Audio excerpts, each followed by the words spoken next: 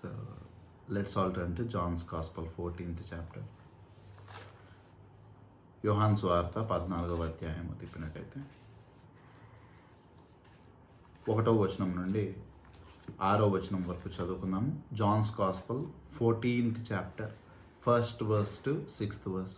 ముందుగా ఇంగ్లీష్లో చదువుతాను, తర్వాత తెలుగులో చదువుతారు. Let not your hearts be troubled. Believe in God, believe also in me. In my Father's house are many rooms. If it were not so, would I have told you that I go to prepare a place for you?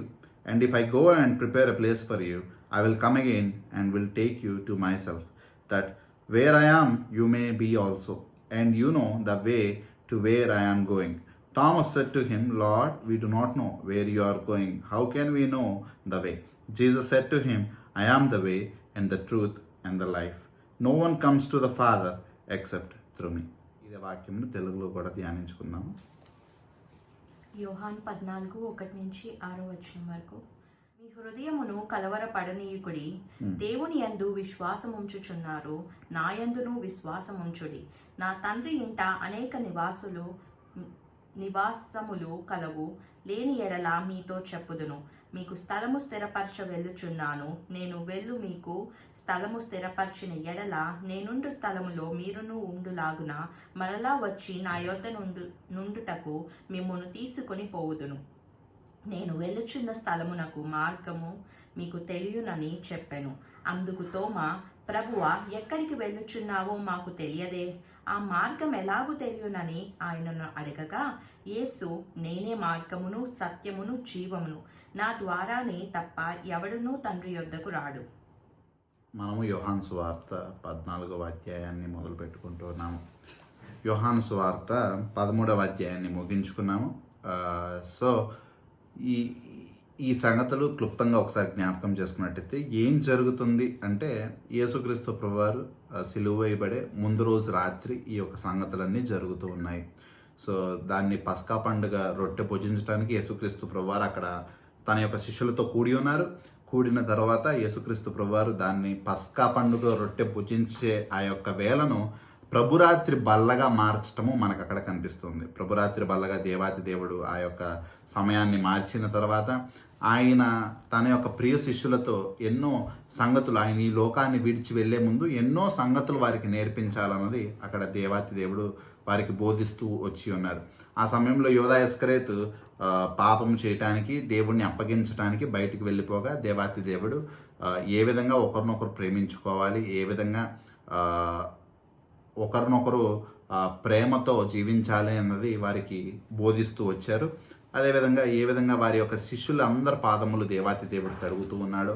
So అక్కడ చూసినట్టయితే ఈ సంగతులు మనం యోహాను సువార్త 13వ అధ్యాయం గత వారం వరకు చూసుకుంటూ ఉన్నాము. ప్రాముఖ్యంగా మనకు అందులో కనిపించే విషయాలు ఏంటి అంటే, వాళ్ళందరూ 13వ అధ్యాయం అయిపోయేపాటికి ఒక షాక్లో ఉండిపోయారు. అందరూ ఒక ఆశ్చర్యంలో ఉండిపోతున్నారు. ఎందుకు వాళ్ళందరూ ఆ విధంగా షాక్లో ఉన్నారంటే, మొట్టమొదటిది యేసుక్రీస్తు ప్రభువారు వారికి ఏం తెలియజేశారంటే, ఆయన ఈ లోకాన్ని విడిచి వెళ్ళిపోబోతున్నాడు అని చెప్పేసి ఆ శిష్యులకు తెలియపరిచారు.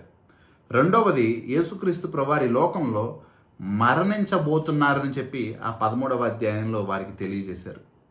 వారికి ఈ విషయాలు చాలా షాకింగ్గా ఉంటూ ఉన్నాయి. ఎందుకంటే అది చాలా వారిని ఒక్కసారి కుదిపివేసే సంగతులుగా వారికి అవి ఉంటూ ఉన్నాయి. ఎందుకంటే వారు ఊహించుకున్నది ఒకటి, వారి యొక్క ఆలోచనలో ఉన్నది ఒకటి, దేవాతి దేవుడు వారికి బయలుపరిచినది ఇంకోటి. వాళ్ళు ఆలోచించుకున్నది దేవాతి దేవుడు మెస్సయ్యగా వాళ్ళ యూదుల యొక్క విశ్వాసం ప్రకారం మెస్సయ్య లోకంలోనికి వచ్చి ఏదో ఒక రాజ్యపు చెర నుండి ఆ యొక్క జనులను విడిపించి ఆయనే నిత్య రాజ్యమును ఏర్పరుస్తాడన్నది యూదుల యొక్క విశ్వాసంగా ఉంటుంది ఎన్నో ఏళ్ల నుండి. పాత నిబంధనలో స్పష్టంగా దేవాతి దేవుడు ఖచ్చితంగా వచ్చి ఆ యొక్క రాజ్యాన్ని నెలకొల్పుతాడు అన్న వాక్యములు ఉండినా కానీ అది రెండవ రాకడకి సంబంధించిన విషయములు. మొదటి రాకడప్పుడు ఆయన ఖచ్చితంగా జనుల చేత తృణీకరింపబడతాడని, వాళ్ళ చేత హింసింపబడతాడని, వాళ్ళ చేత బాధింపబడతాడని, వాళ్ళ చేత తిరస్కరింపబడి మరణిస్తాడని వాక్యములు స్పష్టంగా ఎన్నో ఎగ్జాంపుల్ చూసుకున్నట్టయితే యెషయా గ్రంథం 53వ అధ్యాయంలో మనకి స్పష్టంగా ఆ యొక్క సంగతులు మీరు చదువుకున్నట్టయితే స్పష్టంగా ఆ విషయాలు చెప్పబడుతూ ఉన్నాయి. సో వీళ్ళు ఏమని ఊహించుకున్నారంటే, వీళ్ళు ఏమని ఆలోచించుకున్నారంటే, బేసిక్గా దేవాతి దేవుడి లోకంలోనికి వచ్చినట్టయితే ఆ దేవాతి దేవుడు ఇక్కడ రాజ్యాన్ని ఏర్పరుస్తారు. ఆ యొక్క రోమియోలు ఎవరైతే వారిని అప్పుడు పరిపాలిస్తున్నారో వారి నుండి విడిపిస్తాడు. ఈయన ఒక నిత్య రాజ్యాన్ని ఏర్పరుస్తారు. ఆ యొక్క నిత్య రాజ్యపు వారసులుగా మనం ఉంటాము అన్నది జనరల్గా యూదులకి, ఆ యొక్క శిష్యులకి ఉన్న హృదయ తలంపు. కానీ దేవుడు వారికి ఎప్పుడైతే ఆయన ఈ లోకాన్ని విడిచి వెళ్ళే సమయం వచ్చిందని చెప్పి తెలియపరిచారో, ఆయన ఎక్కువ కాలం వీరితో ఉండరు, ఆయన విడిచి వెళ్ళవలసిన అవసరం ఉంది అని చెప్పేసి ఆయన తెలియపరిచారు. ఆయన లోకంలో మరణించాల్సి ఉన్నది, లోక పాపము మోసుకుపోయే దేవుని గొర్రెపిల్లగా మరణించాల్సిన అవసరం ఉంది అని చెప్పి ఆయన తెలియపరిచారు. వాళ్ళందరూ ఒక రకమైన భయంలోనికి, ఒక రకమైన ఆశ్చర్యంలోనికి వాళ్ళు ఆ పాటికి ఆ సమయంలో ఉంటూ ఉన్నారు. ఆ విధమైన మానసిక స్థితిలోనికి వాళ్ళు ఒక్కసారి ఆశ్చర్యంలోనికి మునిగిపోయారు. వాళ్ళ యొక్క భవిష్యత్తు ఏంటా, వాళ్ళ యొక్క పరిస్థితి ఏంటా అని ఆలోచించుకునే పరిస్థితుల్లోనికి, ఒక క్వశ్చన్ మార్క్ స్టేజ్లోనికి వాళ్ళు పడిపోతున్నారు. అదే ఒక ఎత్తుగా మనకు కనిపిస్తే వాళ్ళకి ఇంకా ఎన్నో విషయాలు దేవుడు అక్కడ వ్యక్తపరుస్తున్నారు. 13వ అధ్యాయంలో వారి మధ్యన యేసుక్రీస్తు ప్రభువారు వెళ్ళిపోతున్నారని చెప్పారు, యేసుక్రీస్తు ప్రభువారు మరణించాలని చెప్తూ ఉన్నారు. ఇంకొకటి వారికి ఏం చెప్పారంటే, మీరు నన్ను వెంబడించలేరు అని కూడా అక్కడ చెప్పి ఉన్నాడు. అది కూడా వారికి ఆశ్చర్యం. ఎందుకంటే దేవాతి దేవుడు వెళ్ళిపోతున్నాడు, సరే, దేవాతి దేవుడు మరణించబోతున్నాడు, దేవాతి దేవుడు వెళ్ళిపోయే చోటకు కూడా శిష్యులు రాలేకపోతున్నారంటే, దేవాతి దేవుడు పరలోకానికి వెళ్తే ఆ పరలోకానికి కూడా శిష్యులు ఇప్పుడు వెళ్ళలేరు అన్న విషయము వారికి అదొక పెద్ద ఆశ్చర్యంగా కనిపిస్తుంది. అదొక పెద్ద క్వశ్చన్గా, వాళ్ళ యొక్క భవిష్యత్తు ఏంటి, వాళ్ళ యొక్క ఇంకా దాని తర్వాత వాళ్ళు ఏం చేయాలి అన్నది తెలియని పరిస్థితుల్లో వాళ్ళు ఉంటూ ఉన్నారు. అప్పుడు దేవాతి దేవుడు వీరితో పాటు వారికి ఏం చెప్పి ఉన్నాడంటే, మీలో శిష్యుల్లో ఒకడు మోసం చేసేవాడిగా ఉంటూ ఉన్నాడు అన్న విషయం కూడా తెలియపరిచి ఉన్నారు. అది యోధా ఇస్కరియోతు అని చెప్పి మనకు తెలిసిన, అక్కడ ఉన్న శిష్యులకి ఆ సమయంలో ఎవరికి తెలీదు. వాళ్ళందరూ ఎవరు మోసం చేస్తారా అని చెప్పేసి ఒకరినొకరు ప్రశ్నించుకుంటూ ఉంటారు. ఎవరు మోసం చేయబోతున్నారో కూడా వారికి అప్పుడు తెలియదు. కానీ వారికి తెలిసింది ఏంటంటే, వాళ్ళల్లో ఒకడు మోసగాడు అని చెప్పి దేవుడు తెలియపరిచారు. రెండోది ఏంటంటే, వాళ్ళందరూ యేసుక్రీస్తు ప్రభువారి లోకం విడిచి వెళ్ళిన తర్వాత వారికి నాయకుడిగా ఉండే ఆ యొక్క పేతురు గారి గురించి వాళ్ళు ఎంత ఉన్నతంగా భావిస్తున్నారో, అటువంటి సమయంలో దేవాతి దేవుడు పేతురు గారి గురించి చెప్పింది ఏంటంటే, నువ్వు నేనెవరో ఎరుగునని 3 సార్లు అబద్ధం ఆడెదవు అని చెప్పి పేతురు గారికి చెప్పి ఉన్నాడు. ఆ యొక్క శిష్యుల గుంపులో ఒకడేమో మోసం చేసేవాడు, ఒకడేమో దేవుడిని ఎరగనని చెప్పి అబద్ధం ఆడేవాడు.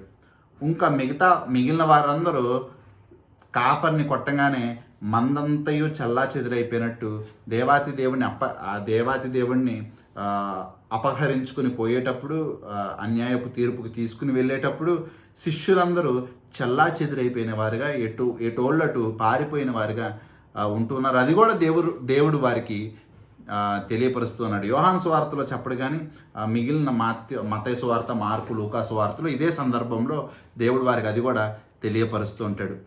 ఇటువంటి సంగతులన్నీ ఒకేసారి 13వ అధ్యాయంలో వారికి చెప్పేబాటికి, మొట్టమొదటిది దేవాతి దేవుడు మరణించబోతున్నాడని, ఆయన ఈ లోకాన్ని విడిచి వెళ్ళబోతున్నాడని, అక్కడికి శిష్యులు ఇప్పుడు ఆయన్ని వెంబడించలేరని, వాళ్ళు ఈ లోకంలోనే విడిచివేయబడుతున్నారని,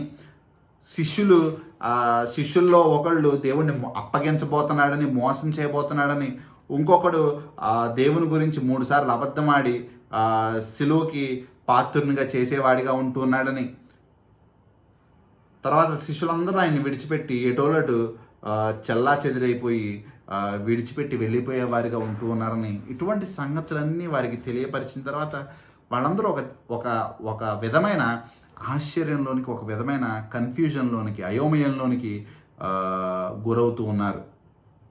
అటువంటి సమయంలో యోహాను సువార్త 14వ అధ్యాయము దేవాతి దేవుడు ఆ యొక్క అయోమయంలో మునిగిపోయిన ఆ యొక్క శిష్యులను చూచి వారికి ఒక గొప్ప నిరీక్షణ కూడిన మాటలు ఇక్కడ 14వ అధ్యాయంలో దేవుడు బోధిస్తూ ఉన్నాడు.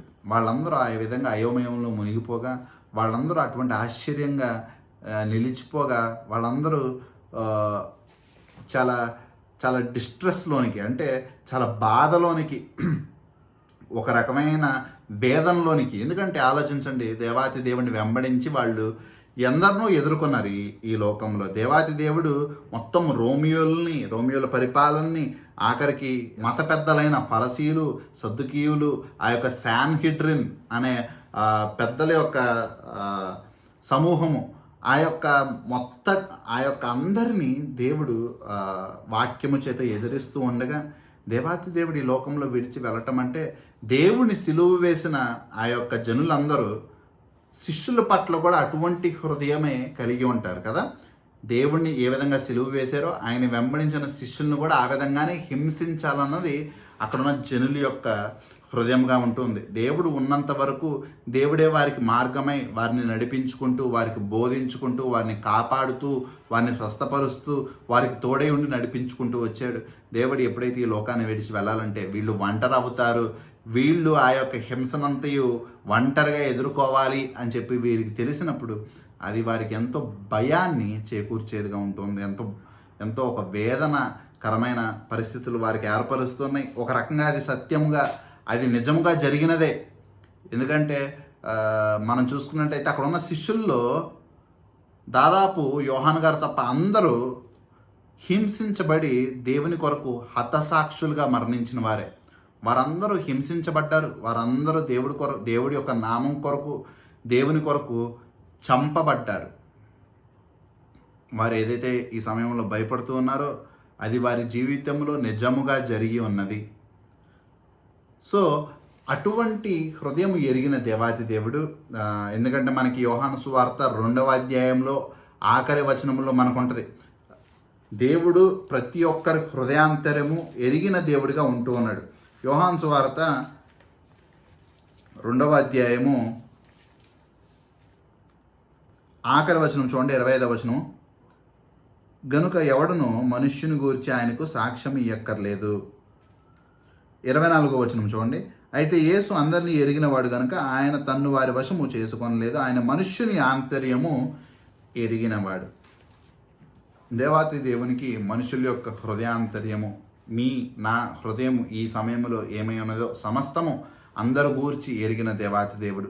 ఆ యొక్క సమయంలో కూడా శిష్యులు యొక్క హృదయం ఏమై ఉన్నదో దేవాతి దేవుడు ఎరిగి ఉన్నాడు. వారి యొక్క ఆందోళన ఏంటి, వారి యొక్క అయోమయం ఏంటి, వారి యొక్క బాధ దేని గురించి అన్నది ఎరిగి ఉండి వారికి 14వ అధ్యాయంలో ఒక గొప్ప నిరీక్షణని, ఒక హోప్ని కలిగించే మాటలు వారితో చెప్తూ ఉన్నారు. వారికి మొట్టమొదటి మాట చూడండి, యోహాను సువార్త 14వ అధ్యాయము మొట్టమొదటి వచనము. మీ హృదయమును కలవరపడనీయుకుడి. మీ హృదయమును కలవరపడనీయుకుడి. ఎందుకంటే దానికి ముందు మనం చెప్పుకున్నాం కదా ఇందాక, యోహాను సువార్త 13వ అధ్యాయంలో వారికి ఎన్నో సంగతులు తెలియపరుస్తున్నాయి. అవన్నీ వారికి ఒక కలవరాన్ని కలగచేసేవిగా ఉంటూ ఉన్నాయి. వాళ్ళ యొక్క హృదయం ఎరిగిన దేవాది దేవుడు మొట్టమొదటిగా ఈ యొక్క 14వ అధ్యాయంలో వారికి చెప్తున్న మాటలు ఏంటంటే, మీ యొక్క హృదయంని కలవరపడనీయకుడి. అంటే అక్కడ దేవుడి యొక్క హృదయం ఏంటంటే కలవరపడుతూ ఉంది, ఇప్పుడు దాకా కలవరపడనిచ్చారు, అసలు కలవరాన్ని తీసివేయండి అన్నట్టు దేవుడు వారికి చెప్పట్లేదు. కానీ ఇప్పుడు దాకా కలవరపడి ఉన్నారు, ఆ కలవరాన్ని ఇంతటితో ఆపివేయండి, ఇంతటితో ముగించండి. ఎందుకు ముగించమంటూ ఉన్నాడు దేవుడు అంటే, వారికి దేవుడి మీద విశ్వాసము లేక మునుపు, అంటే దేవుడు ఏమై ఉన్నాడో తెలియక మునుపు ఆ విధంగా కలవరపడ్డాడంటే మనము ఆలోచించుకోవచ్చు. కానీ దేవుడు ఈ లోకాన్ని సృజించిన సృష్టికర్త, మనందరినీ సృజించిన దేవాతి దేవుడు, ఎన్నో అద్భుత కార్యములు వారి ఎదుట చేసిన దేవాతి దేవుడు, 20,000కు పైగా ఉన్న జనులకు ఆహారాన్ని అందించిన దేవాతి దేవుడు, ఎందరినో స్వస్థపరిచిన దేవాతి దేవుడు, ఎందరినో మరణించిన వారిని మళ్ళీ బ్రతికించిన దేవాది దేవుడు. అటువంటి గొప్ప దేవుడిగా ఆయన ఉంటూ ఉన్నాడంటే వీరందరూ ఆయన యందు విశ్వాసం ఉంచిన వారిగా ఉండాలి, కానీ కలవరపడే వారిగా వాళ్ళు ఉండకూడదు. అందుకని దేవుడు దాని తర్వాత మాటలు చూడండి. యోహాను సువార్త 14వ అధ్యాయము 1వ వచనము. దేవుని యందు విశ్వాసం ఉంచుచున్నారు, నా యందును విశ్వాసం ఉంచుడి, కలవరపడకుడి. ఎందుకంటే నా యందు విశ్వాసం ఉంచుడి. వారు ఏ విధంగా వేదన చెందుతారో, ఏ విధంగా బాధపడతారో అన్నది ఆలోచించాల్సిన పని లేదు. దేవుని యందు విశ్వాసం ఉంచితే ఆయన యొక్క సమయంలో ఆయనే వారిని నడిపించేవాడిగా ఉంటూ ఉన్నాడు. ఎందుకంటే దేవుడు వారికి వాగ్దానం చేసి ఉన్నాడు. దేవుడు వారికి చెప్పి ఉన్నాడు స్పష్టంగా, ఆయన వెళితే కానీ పరిశుద్ధాత్మ దేవుడిని ఆదరణకర్తని వీరి కొరకు పంపలేడు అని చెప్పేసి అక్కడ దేవుడు వారికి వాగ్దానం చేసి ఉన్నాడు. నేను వెళితే మీకు ఆదరణకర్తని, నేను మీతో ఉన్నాను, ఆదరణకర్త మీలోనుంటాడు. తోడు పక్కన ఉండటమే కాదు, తోడుగా ఉండటమే కాదు, మన లోపల నివాసం ఉండేవాడు ఆ యొక్క త్రిత్వంలో ఒకరైన పరిశుద్ధాత్మ దేవుడు. ఆయన మనకి ఆదరణకర్తగా మన యొక్క కలవరాలని దూరం చేసే, మనకి ఆనందాన్ని కలుగు చేసే, మనకి సంతోషాన్ని సమాధానాన్ని కలుగు చేసేవాడిగా దేవాతి దేవుడు ఆదరణకర్తగా ఉంటూ ఉన్నాడు. సో వారి యొక్క కలవరాన్ని మొట్టమొదటిగా దేవాతి దేవుడు ఏం చెప్తున్నాడంటే వారి యొక్క కలవరాన్ని అక్కడితో ముగించమంటూ ఉన్నాడు. ఆ యొక్క కలవరానికి కారణమైన అవిశ్వాసం ఏదైతే ఉందో ఆ యొక్క విశ్వాసము నా మీద నుంచుడి అని చెప్పి దేవుడు వారికి తెలియపరుస్తూ ఉన్నారు. దాని తర్వాత మాట ఉంది చూడండి. దేవుని యందు విశ్వాసం ఉంచుచున్నారు, నా యందును విశ్వాసము ఉంచుడి. సో ఆ కలవరము మనకి దూరం అవ్వాలంటే మనకున్న ఏకైక మార్గము, మనుషులుగా అక్కడ ఉన్న శిష్యులకి ఉన్న మార్గము దేవుని యందు విశ్వాసం ఉంచటము, దేవుని యందు ఆధారపడి జీవించటము. మనం ఎప్పుడైతే మనకున్న కలవరములు, మనకున్న బాధలు మనం మోయటం మొదలు పెడతామో మనము బలహీనపడిపోయి కలవరపడేవారిగానే ఉంటూ ఉంటాము.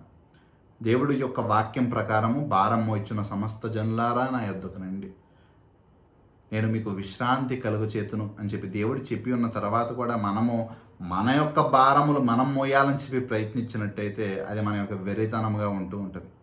దేవాతి దేవుని ఎదుట వెళ్ళి ఆయన యొక్క పాదముల దగ్గర మన యొక్క భారములన్నీ మనం మోపినట్టయితే he will give us the piece.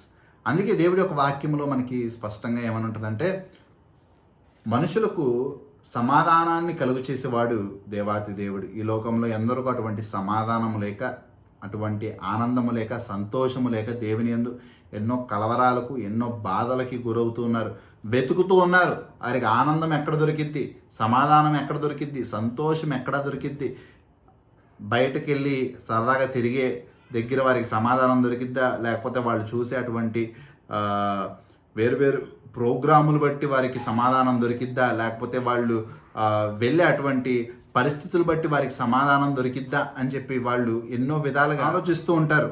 కానీ సమాధానం అన్నది వీటి విధంగా ఏ పరంగా దొరికేది కాదు, అది కేవలము దేవుని ఎదుటే దొరికేది. కావాలంటే ప్రయత్నించి చూడండి. ఎందరో ఇటువంటి సమాధానాన్ని, నెమ్మదిని ఎన్నో చోట్ల వెతుకుతూ ఉంటారు, ఎన్నో విషయాలు చేయడానికి ప్రయత్నిస్తూ ఉంటారు. కానీ ఖచ్చితంగా చెప్పడానికి మనకున్న పెద్ద ఉదాహరణ ఎవరంటే సొలొమోను గారు. సొలొమోను గారు ఆ యొక్క సమాధానము, ఆ యొక్క నెమ్మది ఎక్కడ దొరికిద్ది అని చెప్పి ఆయన తనకున్న జ్ఞానం అంతయు ఉపయోగించి ఎన్నో ఎన్నో ప్రయత్నాలు చేసి ఉన్నాడు. ఆయన ఎన్నో వివాహాలు చేసుకుని ఉన్నారు, ఎన్నో ఎన్నో ఎన్నో కట్టడాలు కట్టి ఉన్నారు, ఎంతో ఐశ్వర్యాన్ని చేకూర్చుకున్నాడు, ఎన్నో గుర్రాలు, రథములు అటువంటివన్నీ ఆయన చేకూర్చుకున్నారు. అయినా కానీ తీరా చూస్తే ఆయన ఆఖరిలో చెప్పిన మాటలు మరణించే ముందు ఏది ఆయనకి నెమ్మది ఇవ్వలేదు. అంతయు సూర్యుని కింద ఉన్న సమస్తము శూన్యము, వ్యానిటీ వ్యానిటీ వ్యానిటీ అని చెప్తూ ఉంటారు. అంటే ఆవిరి వంటిది, సమస్తము ఆవిరి వంటిది, ఏది నెమ్మది సమాధానం ఇవ్వదు.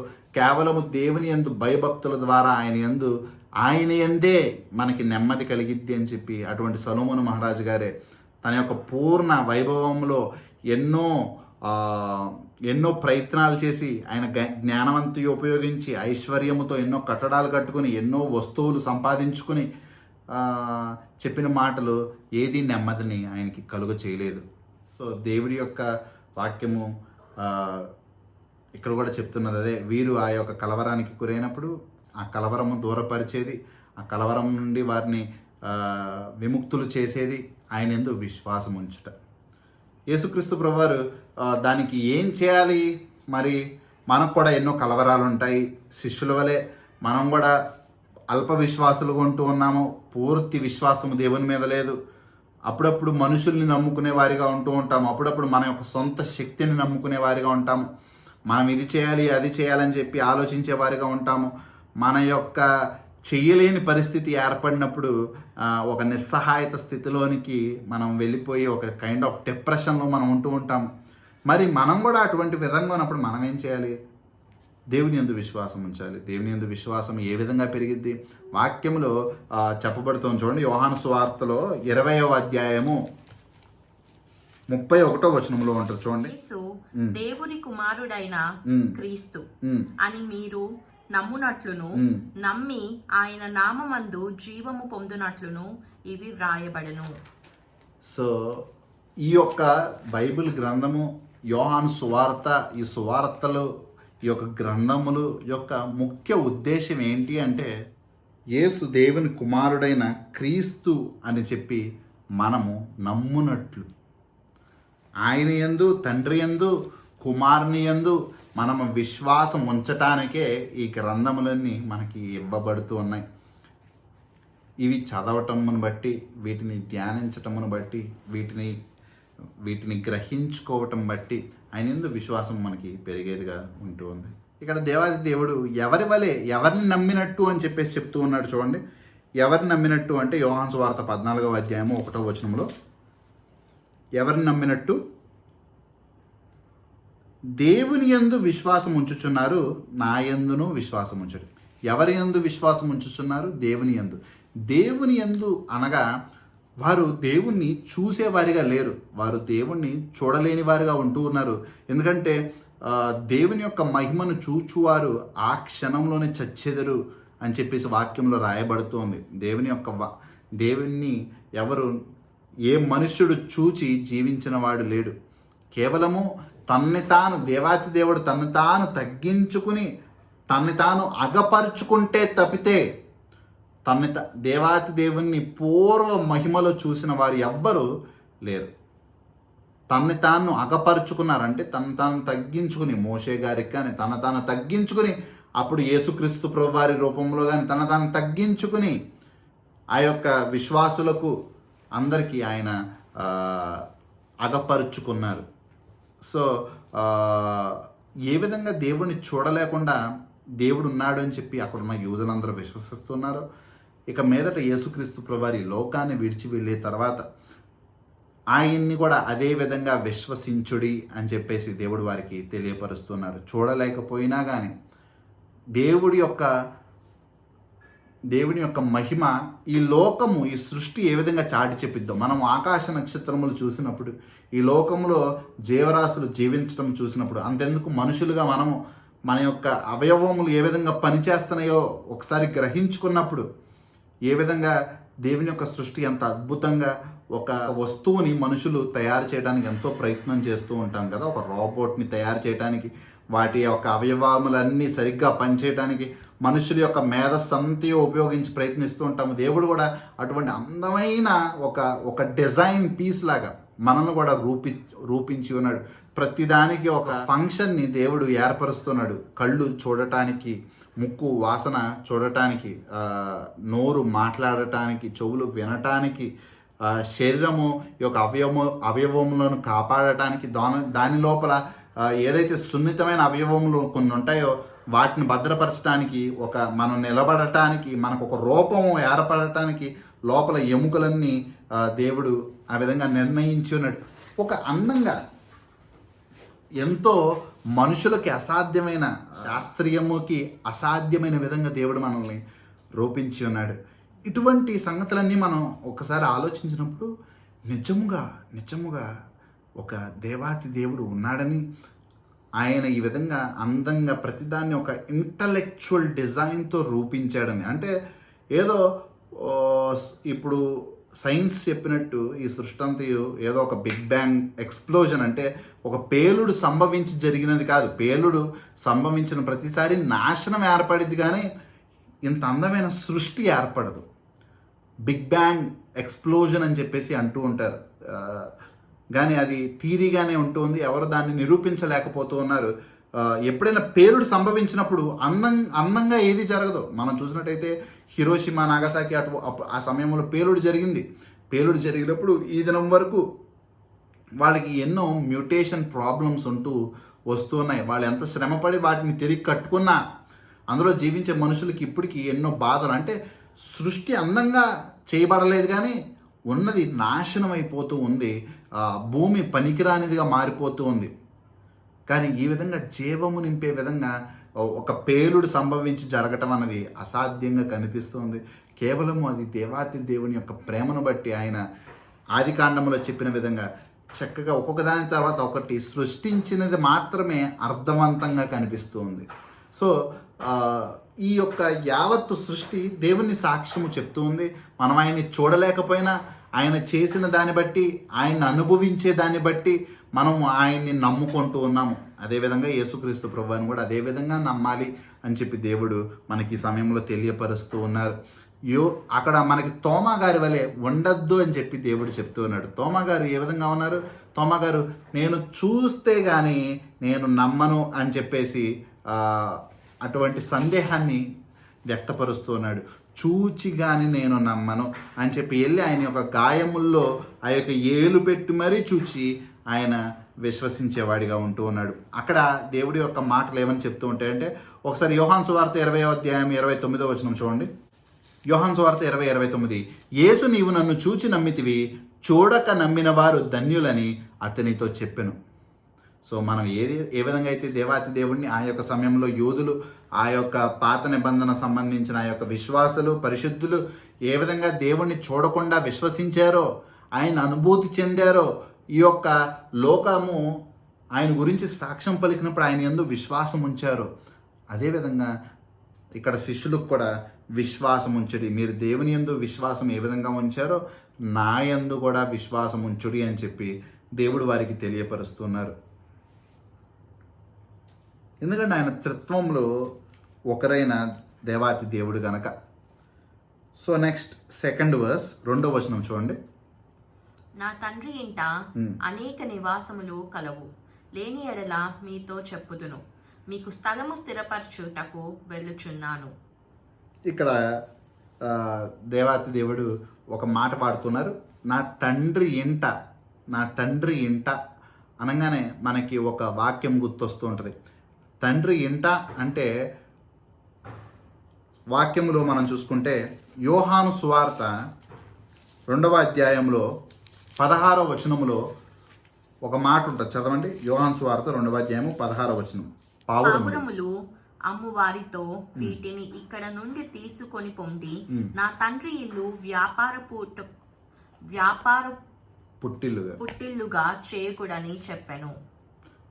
అక్కడ దేవుడు ఒక మాట చెప్తున్నారు. అక్కడ మందిరంలో ఏం జరుగుతుందంటే దేవుడు ఆలయాన్ని శుద్ధీకరిస్తూ ఉన్నారు. ఆలయములో 2 సార్లు దేవుడు ఆలయమును శుద్ధీకరించి ఉన్నారు. మొట్టమొదటిసారి దేవుడు ఆలయాన్ని ఎప్పుడు శుద్ధీకరించారంటే, దేవుడు ఎప్పుడైతే బాప్తిసమును పొందుకున్న తర్వాత దేవుడు మొట్టమొదటిగా ఆ యొక్క కానాను వివాహము సమయమున తర్వాత వెళ్ళి ఆ యొక్క ఆలయముని శుద్ధీకరించడం అనేది జరుగుతుంది. ఆలయముని శుద్ధీకరించే సమయంలో అక్కడ ఎంతోమంది వ్యాపారాలు చేసుకుంటూ ఉన్నారు. ఆలయంలో బలులు ఇవ్వటానికి ఏదైతే జీవులు కావాలో ఆ యొక్క జీవులను అమ్ముకునే వారిగా ఉంటూ ఉన్నారు. ఈ కాలంలో మనం చూసుకున్నట్టయితే ఎన్నో మందిరముల్లో అమ్ముకుంటూ ఉన్నారు కదా. వేరు వేరు విధమైన ఆయిల్ బాటిళ్ళు, వేరు వేరు విధమైన కర్చీఫ్లు, వేరు వేరు విధమైన వాటర్ బాటిళ్ళు, ఈ విధంగా ఆలయముల్లో వ్యాపారం ఇప్పుడు ఎలా జరుగుతుందో ఆ దినముల్లో కూడా అటువంటి వ్యాపారాలు జరుగుతుండే. ఆ కాలంలో జీవరాశులుగా కనిపిస్తున్నాయి. ఈ కాలంలో మనం చూసుకున్నట్టయితే ఈ యొక్క ఆయిల్ బాటిళ్ళు, అటువంటి వేరే వేరే విధమైన వ్యాపారాలు ఈ కాలంలో జరుగుతున్నాయి. సో అప్పుడు దేవాతి దేవుడు ఆ యొక్క మందిరంలో ప్రవేశించి, నా యొక్క తండ్రి ఇల్లు మీరు వ్యాపార పుట్టిలుగా మార్చకండి. ఇంకొక చోట మనం చూసినట్టయితే లూకాసు వార్తలు ఏమని అంటారంటే, మీరు దొంగల గృహగా నా యొక్క తండ్రి యొక్క గృహముని, తండ్రి యొక్క ఇల్లుని మార్చకండి. అక్కడ ఆ యొక్క మందిరమును, ఆ యొక్క ఆలయమును దేవుడు ఏమని పిలుస్తున్నాడు? తండ్రి యొక్క ఇల్లుగా దాన్ని పిలుస్తూ ఉన్నారు. సో ఇక్కడ మళ్ళీ యోహాను సువార్త 14వ అధ్యాయంలో నా తండ్రి ఇంట ఎన్నో గదులు అని చెప్పేసి మనకు కనిపిస్తుంది. సో మనకి ఈ లోకంలో ఉండే మందిరాన్ని దేవుడు ఆ యొక్క తండ్రి ఇల్లుగా పిలుస్తున్నాడా అని చెప్పి మనకి సందేహం వచ్చినట్టయితే కాదు. ఎందుకు కాదు? ఈ లోకంలో ఉన్న మందిరము ఆ యొక్క యెరూషలేము అంతయు మొత్తము కూల్చివేయబడిద్ది అని చెప్పేసి దేవుడు తన యొక్క మాటల్లో మత్తయి సువార్త 24వ అధ్యాయము 2వ వచనంలో చెప్తున్నారు. చూడండి, ఒక రాయి ఇంకొక రాయి మీద ఉండకుండా ప్రతిదీ నాశనం చేయబడిద్ది. ఆఖరికి ఆ యొక్క మందిరం కూడా పూర్తిగా నాశనం అయిపోయింది. ఏదైతే దేవాతి దేవుడు శుద్ధీకరించాడో ఆ యొక్క మందిరాన్ని దేవుడు నాశనం చేయబోతున్నాడు, ఈ లోకపరమైన దాన్ని అని చెప్పేసి మనకి వాక్యంలో ఉండి. చూడండి, మత్తయి సువార్త 24:2. అందుకైనా మీరు ఇవన్నీ చూచుచున్నారు కదా, రాతి మీద రాయి ఒకటైనను ఒకటైనను ఇక్కడ నిలిచి ఉండకుండా పడిత్రోయబడనని మీతో నిశ్చయముగా చెప్పుచున్నానని వారితో అనెను. సో వాళ్ళు చేస్తున్న ఆ యొక్క ఆలయముని వాళ్ళు వ్యాపారంగా మార్చిన దాన్ని బట్టి, వాళ్ళు దాన్ని అపవిత్రపరిచిన దాన్ని బట్టి, వాళ్ళు దాన్ని వినియోగించే విధానమును బట్టి దేవుని యొక్క తీర్పు దాని మీదకి గురి రావటము, వారి యొక్క జీవిత విధానమును బట్టి దేవుడు ముందుగానే ఏ విధంగా ప్రతి ఒక్క ఆ యొక్క మందిరము పూర్తిగా కూల్చవేయబడిద్ది, ఒక రాయి ఇంకొక రాయి మీద లేకుండా అది నాశనం చేయబడిద్ది అని చెప్పేసి దేవుడు ఆ యొక్క AD 70వ AD కాలమున నిజంగా ఆ విధంగానే ఆ యొక్క రోమియోలు మొత్తము నాశనం చేసి పడేశారు. యెరూషలేము అంతయు, మందిరం అంతయు కూలదోసేశారు. మొత్తము హేరోదు కట్టించిన ఆ యొక్క మందిరముని పూర్తిగా పడగొట్టి పడేశారు దేవుడు చెప్పిన ప్రకారం. సో ఈ లోకపరమైన మందిరం గురించి దేవుడు అక్కడ ఆ సమయంలో చెప్పట్లేదు. దేవుడే తన యొక్క మాటల్లో చెప్పి ఉన్నాడు, ఈ యొక్క లోకంలో ఆ యొక్క ఆలయం ఏదైతే ఉందో దాన్ని దేవుని యొక్క ఇంటిగా, తండ్రి యొక్క ఇంటిగా దేవుడు దాన్ని పిలిచి ఉన్నాడు. దాన్ని అదేవిధంగా శుద్ధీకరించి ఉన్నాడు 2 సార్లు. అక్కడ ఉన్న వ్యాపారాలన్నింటినీ తొలగించి ఉన్నాడు. అది ప్రార్థనా స్థలముగా ఉండాలన్నది దేవుని యొక్క హృదయముగా ఉంటుంది. తొలగించిన తర్వాత ఆయన చెప్పిన మాటలు అది నాశనం చేయబడిద్ది అని, అదేవిధంగా అది నాశనం చేయబడుతుంది. మరి ఇది కాకపోతే మరి తండ్రి యొక్క ఇల్లు ఇంకేంటి అన్నది మనకి సందేహం వచ్చినట్టయితే ఒకసారి హెబ్రీలు గ్రంథము 9వ అధ్యాయం 23వ వచనం చెప్పండి. హెబ్రీలు గ్రంథము 9వ అధ్యాయం 23వ వచనం. పరలోకమందున్న వాటిని పోలిన వస్తువులు ఇట్టి బలులు వలన శుద్ధి చేయబడవలసి ఉండెను గాని పరలోక సంబంధమైనవి వీటికంటే శ్రేష్టమైన బలుల వలన శుద్ధి చేయబడవలసి ఉండెను. సో మనకి ఈ యొక్క సంగతిని బట్టి మనకి ఏమర్థమవుతూ ఉందంటే, there is a copy of everything on this earth similar to what is how it is in the heaven. పరలోకంలో ఏ విధంగా ఒక దేవుని యొక్క ఇల్లు ఉంటూ ఉందో అదేవిధంగా ఈ లోకంలో కూడా దేవుని యొక్క ఇల్లు ఉంటూ ఉంది.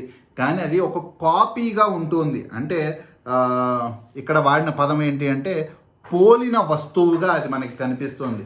ఈ లోకంలో ఉన్న పరలోకంలో సంబంధమైన అటువంటి దేవుని యొక్క ఇల్లు ఈ లోకంలో దానికి పోలిన ఒక వస్తువుగా, మనుషుల యొక్క చేతులతో చేయబడిన ఒక ఆలయముగా కనిపిస్తుంది. అటువంటి మనుషుల చేత పోలిన వస్తువులన్నీ నాశనం చేయబడుతూ ఉన్నాయి.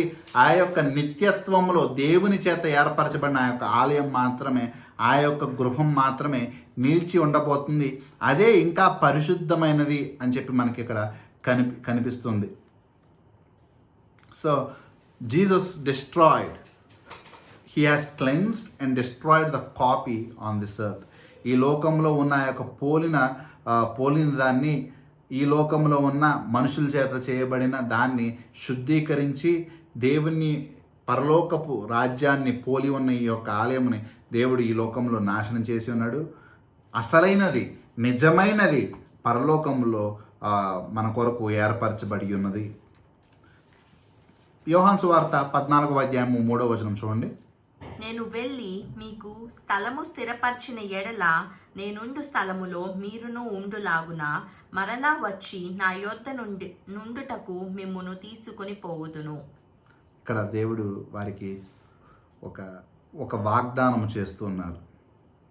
దేవుడు వారు ఒక కలవరముకి గురై ఉండగా, శిష్యులందరూ ఒక బాధలో ఉంటూ ఉండగా దేవుడు వెళ్ళిపోతున్నాడు అని చెప్పేసి వారందరూ ఒక నిస్సహాయత స్థితిలో, ఒక అనిశ్చితలో, ఒక కలవరానికి గురై ఉండగా దేవుడు వారికి ఇస్తున్న గొప్ప వాగ్దానం ఏంటంటే, నేను మరలా వచ్చి, there is the second coming, eschatology. ఖచ్చితంగా దేవుడు మళ్ళీ రాబోతూ ఉన్నాడు, తన యొక్క ప్రియమైన వారిని ఆయన ఎత్తుకోబోతూ ఉన్నాడు అని చెప్పేసి మనకి వాక్యంలో స్పష్టంగా కనిపిస్తుంది. మరలా వచ్చి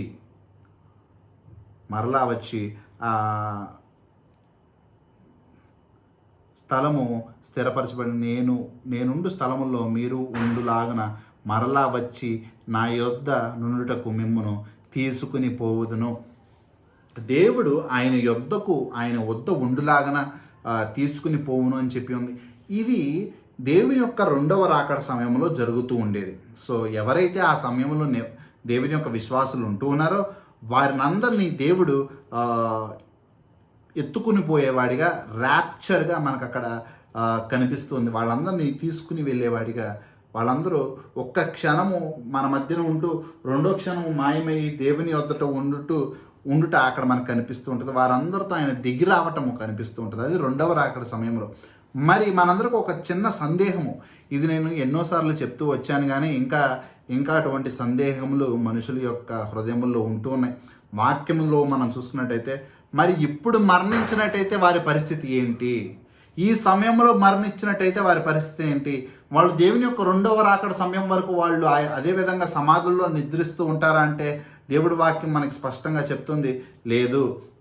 వాళ్ళు ఆ విధంగా వాళ్ళు అలాగ నిద్రిస్తూ ఉండరు. ఎప్పుడైతే రెండవ రాకడ వరకు వాళ్ళు ఎదురు చూస్తూ ఉండరు. దేవుని యందు మృతులైన వారు ఈ క్షణమే, వాళ్ళు మరణించిన మరుక్షణము దేవుని ఎదుట ఉండేవారిగా ఉంటూ ఉంటారు. దేవుని యొక్క సన్నిధిలో ఉంటూ ఉంటారు. దేవుని ముఖాముఖి చూసేవారిగా వాళ్ళు ఉంటూ ఉంటారు. దేవుని యొక్క సన్నిధిలో ఆనందించేవారుగా ఉంటారు. ఈ క్షణము మరణించిన వారు దేవుని యొక్క రెండవ రాకడ వరకు ఎదురు చూడరు. కానీ ఈ క్షణము దేవుని యందు విశ్వాసులుగా ఉన్నవారు, దేవుని యందు నిద్రించిన వారు, ప్రభునందు నిద్రించిన వారు అని చెప్పేసి మనం చూసినట్టయితే అన్ని సమాధుల మీద రాసుకుంటూ ఉంటారు. ప్రభునందు నిద్రించిన వారు అని చెప్పి సమాధి మీద రాసినంత మాత్రాన ఖచ్చితంగా వాళ్ళు ప్రభునందు నిద్రించారని చెప్పి కాదు.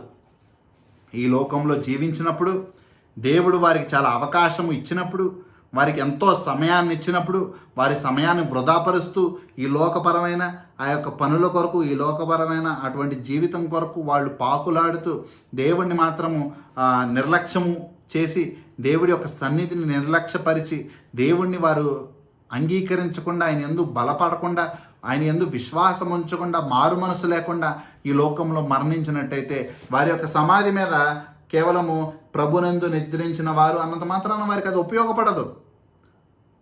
నిజముగా దేవుణ్ణి ఎరిగి ఉండి, ఈ లోకంలో మారు మనసు కలిగి ఉండి, వారి యొక్క సాక్ష్యము ఎందరికో ప్రకటించిన వారిగా ఉంటూ, దేవుని యొక్క నామం కొరికి లోకంలో వాక్యమందు నిలిచిన వారైతే అని చెప్పి వాక్యములు ఉంటుంటారు. అటువంటి విధంగా ఈ లోకంలో మరణించినట్టయితే వారి యొక్క సమాధి మీద ప్రభునందు నిద్రించారని చెప్పి రాయకపోయినా వాళ్ళు మరణించిన మరుక్షణం, వారు ఇంకా భూమిలో పాతి పెట్టక మునిపే వాళ్ళు దేవుని యొక్క సన్నిధిలో ఉంటూ ఉంటారు. దేవుణ్ణి ముఖాముఖి చూస్తారు.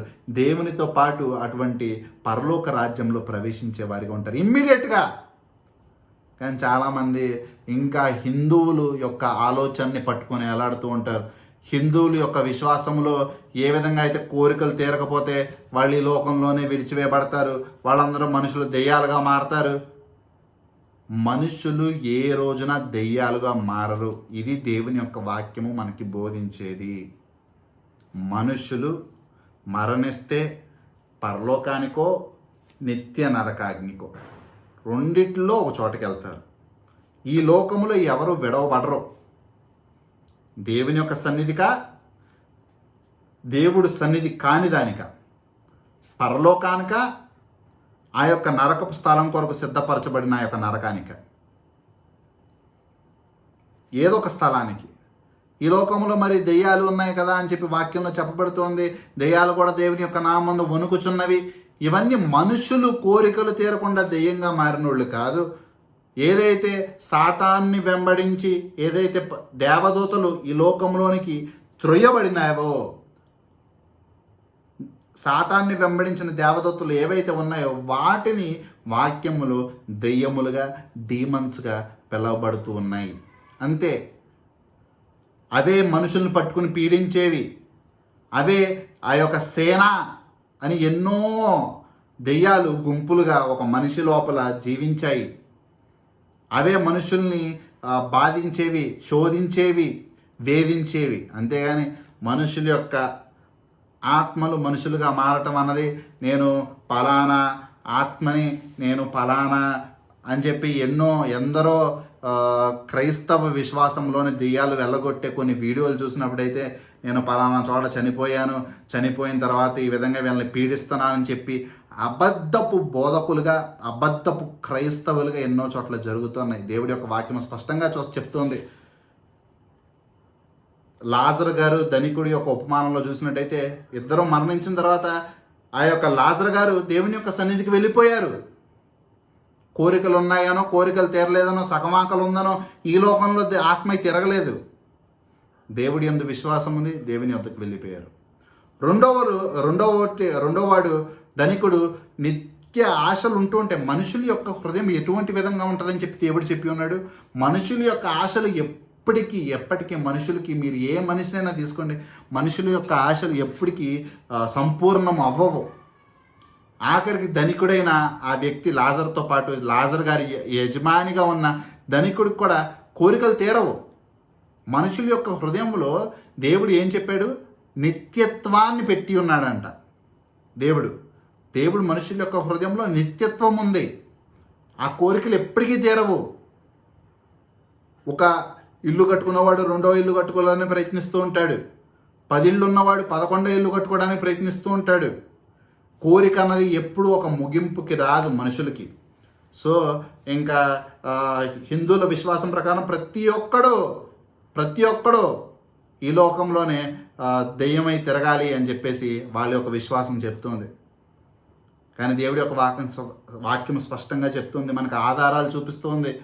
ఎన్ని కోరికలు ఉన్నా, కోరికలు లేకపోయినా ధనికుడు, దేవుడి యందు విశ్వాసం ఉన్నవాడు లాజరు గారు ఖచ్చితంగా దేవుని యొక్క సన్నిధికి వెళ్ళారు.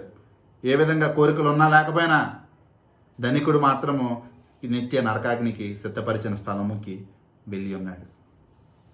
Only these 2 places.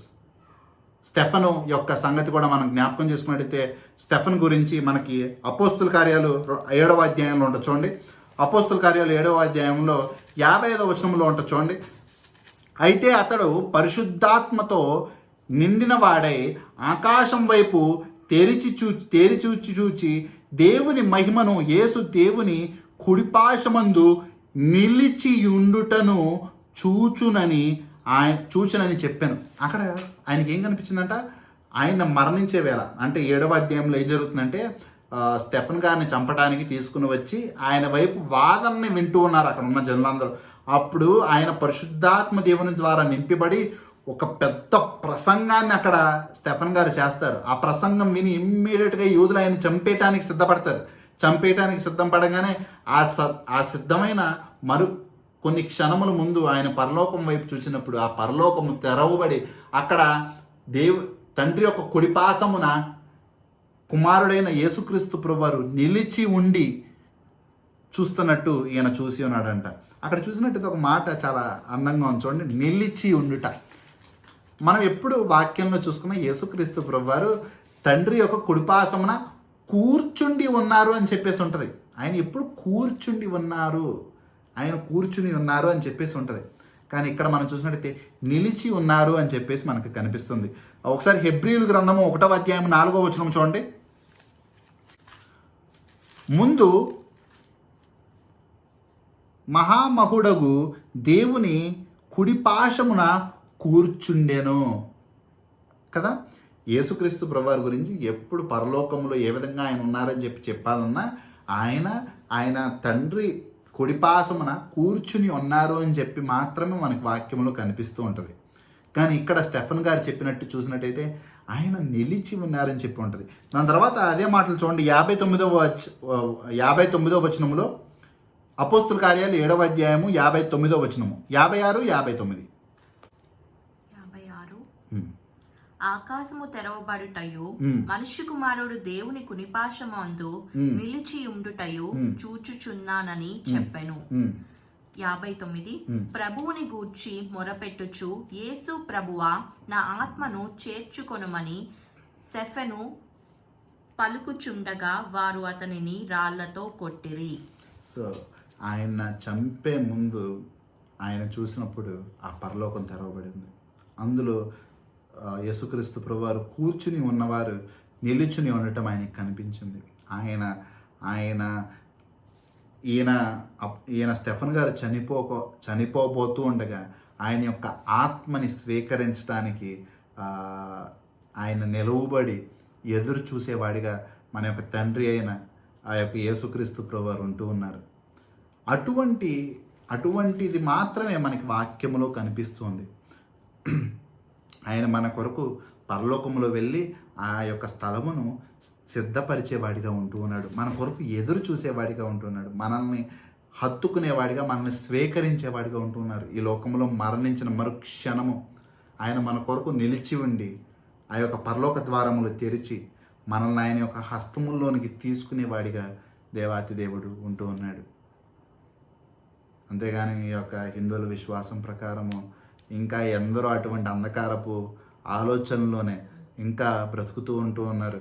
ఇంకా వాళ్ళ యొక్క పూర్వీకులు వాళ్ళని పిలుస్తున్నారనో, ఇంకా ఎవరో వచ్చి వాళ్ళని దర్శిస్తున్నారనో, లేదా ఎవరో వచ్చి ఎవరినో పట్టుకున్నారనో, ఇటువంటి అబద్ధపు బోధలతో, అబద్ధపు విశ్వాసాలతో వారిని వారు నాశనం చేసుకుంటూ వారి యొక్క తోటి వారిని కూడా నాశనం చేస్తూ ఉన్నారు. కానీ గుర్తుపెట్టుకోండి ప్రియులారా, మన యొక్క దేవాతి దేవుడు ఈ లోకంలో మనము నిజంగా మారు మనసు పొంది మరణించినట్టయితే మరుక్షణము మన యొక్క దేవుని యొక్క సన్నిధిలో ఉంటాము. ఆయన హస్తములు చాచి మనల్ని స్వీకరించేవాడిగా ఉంటూ ఉన్నాడు.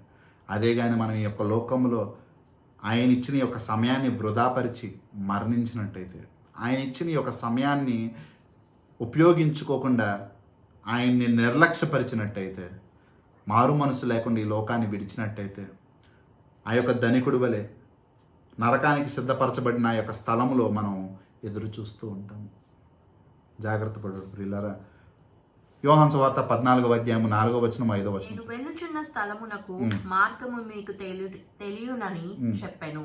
అందుకు తోమా, ప్రభువా ఎక్కడికి వెళ్ళుచున్నావో మాకు తెలియదే, ఆ మార్గం ఎలాగూ తెలియనని ఆయనను అడుగగా, యేసుక్రీస్తు ప్రభువారు వాళ్ళకి ఎన్నోసార్లు బోధించి ఉండగా ఇంకొకసారి చెప్తున్నారు, నేను వెళ్ళుచున్న స్థలము మీకు తెలియను అని చెప్తే తోమా గారు ఇంకా అమాయకంగా, నువ్వు ఎక్కడికి వెళ్తున్నావో మాకు తెలియదు, ఆ మార్గము మాకు కూడా చెప్పు, నువ్వు ఎక్కడికి వెళ్ళబోతున్నావో మాకు కూడా చెప్పు అని అడుగుతున్నారు. అది ప్రతి ఒక్క మనిషికి ఉండాల్సిన ప్రశ్న.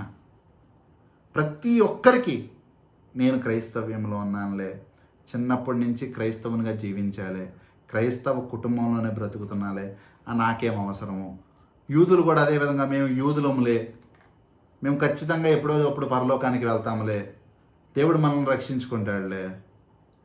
దేవుడు వారికి స్పష్టంగా తెలియచెప్తూ ఉన్నారు, ఆ యొక్క ఫరిసీయులకు అధికారులకు, నేను వెళ్ళు చోటకి మీరు రాలేరు.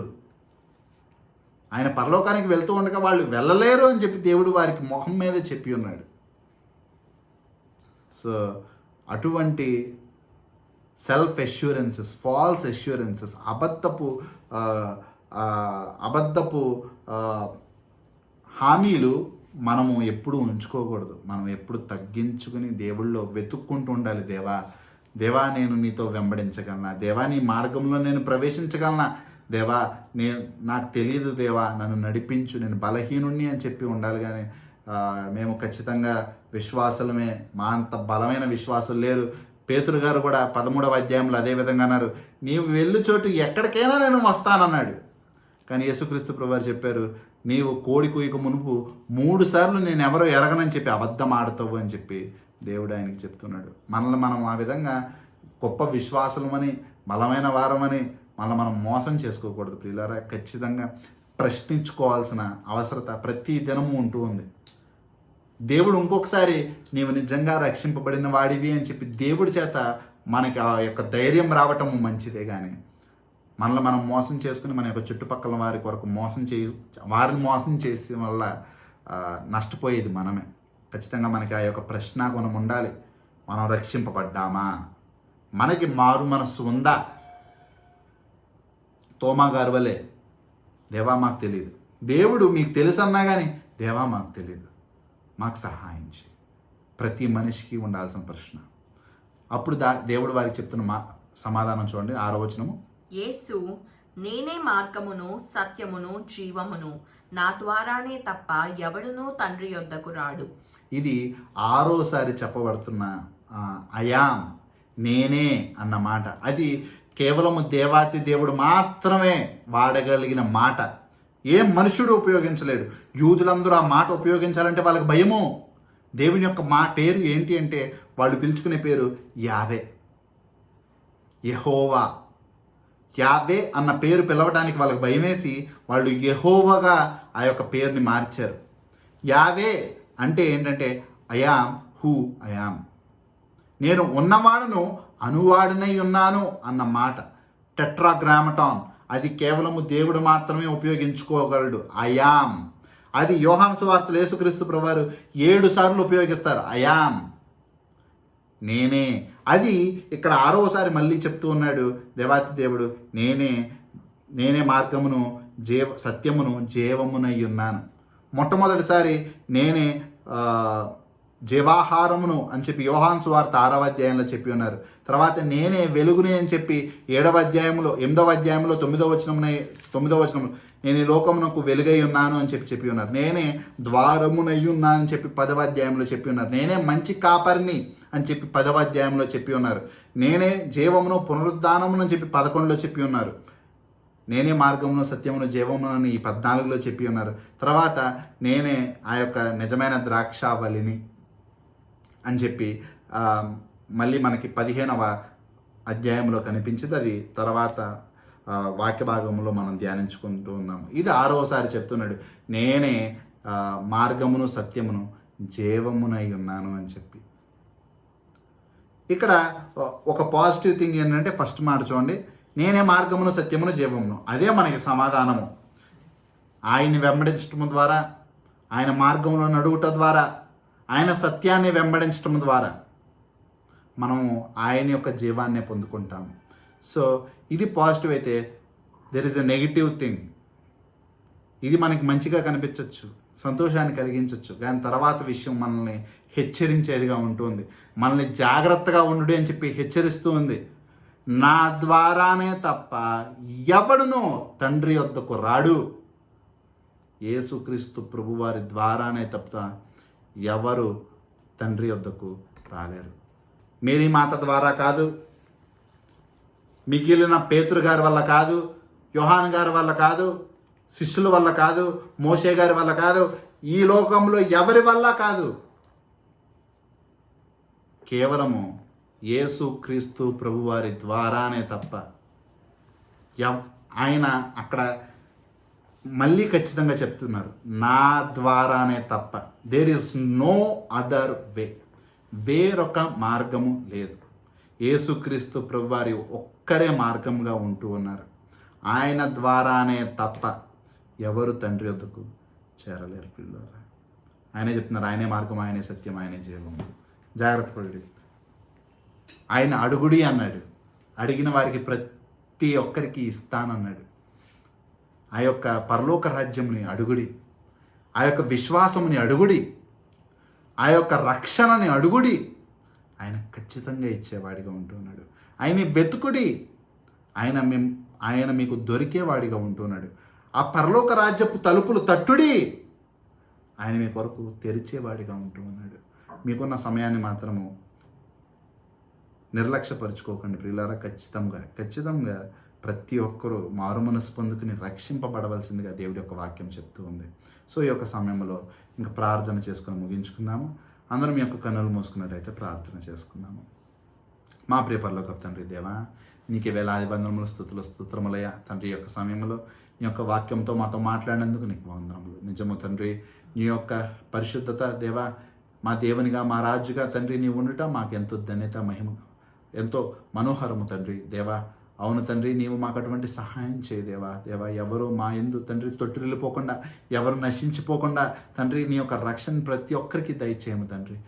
నీవే వారికి తోడై ఉండుము తండ్రి దేవా. వారిని పిలుచుకున్నాము దేవా. నీవు పిలిస్తే తప్పితే ఎవరు కుమారుని ఎందుకు రాలేరు అని చెప్పి నీ యొక్క వాక్యం చెప్తుంది తండ్రి. సహాయం చేయండి అయ్యా తండ్రి. నీవు వారిని పిలుచుకున్నామయ్యా, పేరు నా ప్రతి ఒక్కరిని పిలుచుకున్నావు తండ్రి. ఎవ్వరు అటువంటి మారు మనసు లేకుండా, అటువంటి రక్షణ లేకుండా ఈ లోకము ఆ ధనికుడు వలె తండ్రి విడిచిపెట్టకుండా సహాయం చేయండి దేవా. ప్రతి ఒక్కరూ ఆ యొక్క లాజరు గారి వలె తండ్రి నిన్ను కలిగి ఉండి తగ్గింపులో నీ యందు ప్రేమతో జీవించి దేవా, నీవే మార్గము, నీవే సత్యము, నీవే జీవము అని చెప్పి పూర్తి విశ్వాసములో ఈ లోకాన్ని విడిచేవారిగా ప్రతి ఒక్కరిని మార్చము తండ్రి. ఖచ్చితంగా ప్రతి ఒక్కరిని యొక్క పరలోక రాజ్యములో తండ్రి నీవు నిలుచుని ఉండి వారికి హస్తములు చాచి వారిని స్వీకరించే వారిగా ప్రతి ఒక్కరిని మార్చము దేవా. ఎవరు నశించిపోకుండా కాపాడుమయ్యా. దుష్టుడు తండ్రి ఎన్నో కుయుక్తులు పన్నుతూ తండ్రి మనుషుల్ని నీ నుండి దూరం చేస్తూ ఎన్నో అబద్ధపు మార్గములను, అబద్ధపు విశ్వాసాలను తండ్రి, అబద్ధపు మతాలను ఏర్పరుస్తున్నాడు తండ్రి. మనుషుల యొక్క హృదయమును మాయ చేస్తూ ఉన్నాడు దేవా. ఎన్నో 100 మార్గాలు మనుషులు ఎదుట పెడుతూ మనుషులందరూ తొట్టిల్లిపోయేలాగా తండ్రి సాతానుడు చేస్తూ ఉండగా సహాయం చేయమయ్యా. నిజమైన యేసుక్రీస్తు ప్రభువారి యొక్క మార్గాన్ని ప్రతి ఒక్కరికి తండ్రి నేర్పించుము, చూపించుము తండ్రి. మనుషులు తొట్టిల్లిపోకుండా 100 మార్గాల్లో నడవకుండా నీ యొక్క నిజమైన మార్గంలోనే నడవటానికి దేవా, ఆ యొక్క గమ్యాన్ని చేరుకోవటానికి, ఆ యొక్క నిత్య పరలోక రాజ్యాన్ని పొందుకోవటానికి సహాయం చేయండి. మా కుటుంబములన్నీ తండ్రి నీ యొక్క పాదముల దగ్గర పెట్టుచున్నామయ్యా. సహాయం చేయండి. మా యొక్క కుటుంబముల్లో, మా యొక్క ప్రియమైన వారిలో, బంధువుల్లో, మిత్రుల్లో, ఆత్మీయుల్లో ఎవరికైతే తండ్రి అటువంటి రక్షణ లేదో, మారు మనసు లేదో సహాయం చేసి కృప చూపించుము దేవా. తండ్రి నీవే మార్గముగా, నీవే సత్యముగా నీ యొక్క జీవముని అందిపుచ్చుకునే వారిగా ప్రతి ఒక్కరిని మార్చమని ఈ యొక్క ప్రార్థన తండ్రి రానయ్య ఉన్న యేసుక్రీస్తు ప్రభువారి యొక్క దివ్యమైన నామంలో చేస్తూ వేడుకుంటూ ఉన్నాం తండ్రి. ఆమేన్. తండ్రి యొక్క ప్రేమ యొక్క మన యొక్క కృపయు పరిశుద్ధాత్మ యొక్క అన్యోన్య సహవాసము ఇప్పుడు ఎల్లప్పుడు నిరంతరము మనందరికీ తోడుగా ఉండను గాక. ఆమేన్.